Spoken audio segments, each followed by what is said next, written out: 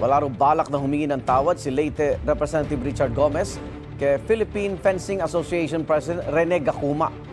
Yan ay matapos nang mangyari sa kanilang tensyon sa gitna ng fencing competition sa SEA Games sa Thailand.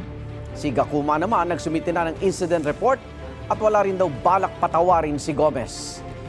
Yan ang unang balita ni Jonathan Andal. Naglalakad at nag-uusap lang ang grupong yan sa gitna ng fencing competition ng Southeast Asian Games na ginanap sa Fashion Island sa Thailand. Pero maya-maya, bigla na lang binatukan ng nakaitim ang lalaking nakasuot ng blue jacket at nakakap na naglalakad sa harap niya. Napahawak siya sa ulo at naglakad palayo. Ang lalaking nambatok si late Representative Richard Gomez na bahagi ng Shotgun Skeet and Trap Team at tatay ni Jeliana Gomez na kabilang sa SEA Games fencing team ng Pilipinas. Ang binatukan si Rene Gacuma, presidente ng Philippine Fencing Association. Nakatayo ko, pinapanood ko yung laro eh. Tapos lumapit sila sa akin. Tapos nung kinakausap ko na sila, tumalikod eh. Lalapit siya, makikipag-usap ko siya, tatalikuran mo ako, bastos ka talaga. Talagang tinamaan. Aminin ko, talagang nagagalit ako, naiinis ako sa decision na ginawa nila. Ayon kay Gomez, may favoritism ang PFA at mga coach nang hindi paglaruin ng player na mula Ormoc at nagtatop sa rankings. Pinalit daw rito ang isa pang player na hindi taga-Ormoc. Tinanggal nila yung player namin as an individual player, then pinalitan nila. Ang akin kasi dito, nag-qualify yung bata. Nag-qualify siya.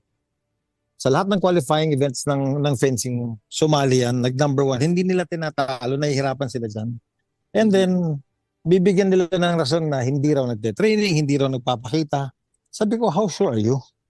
Kasi taga-Ormoc yan. Pero ayon kay Gacuma, hindi pinaglaro sa individual event ang sinasabing player ni Gomez dahil marami raw itong hindi sinunod base sa desisyon ng coaching staff.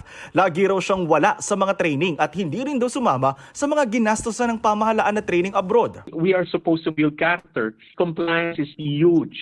Even though they're talented, all right, but non-compliant to the behavior of stuff, what is expected of them, who are athletes of the Philippine Sports Commission. Government is supporting them. Nakapaglaro naman ang player sa team event at nagkamit ng bronze medal. Matapos ang insidente, nagsumite ng incident report si Gacuma sa head ng Philippine delegation sa SEA Games. Hindi raw siya makapaniwala sa ginawa ni Gomez na isa ring fencer noon, tatay ng fencer at isang kongresista. Hindi lang daw siya sinaktan, pinagsalitaan din daw siya ng masama, minura at pinagbantaan pa ni Gomez. Give me the authority to replace the athlete. He squeezed my hand really hard. He stepped heavily on my left foot, like I couldn't move. I see him approaching me. He cupped my jawline here, squeezed it really hard. HR ka lang, hindi mo alam ang ibig sabihin na maging atleta. And then he said, alam ko saan ka nakatira. Pero wala raw balak si Gomez na humingi ng tawad. Wala rin daw balak magpatawad si Gacuma. Not say sorry dahil mali yung ginawa nila. Everybody has the right to complain. Di hayaan mo siya mag-complain. I'm a player here and an officer of the Sports Association. Hindi ako congressman dito. Paggalit ko sa kanya, hindi ako bilang congressman. Nagalit ako sa kanya bilang atleta. I was attacked, I was antagonized, I was assaulted, verbally abused and insulted. I will never accept an apology. Itong unang balita, Jonathan Andal para sa GMA Integrated News. Igan, mauna ka sa mga balita, mag-subscribe na sa GMA Integrated News sa YouTube para sa iba't ibang ulat sa ating bansa.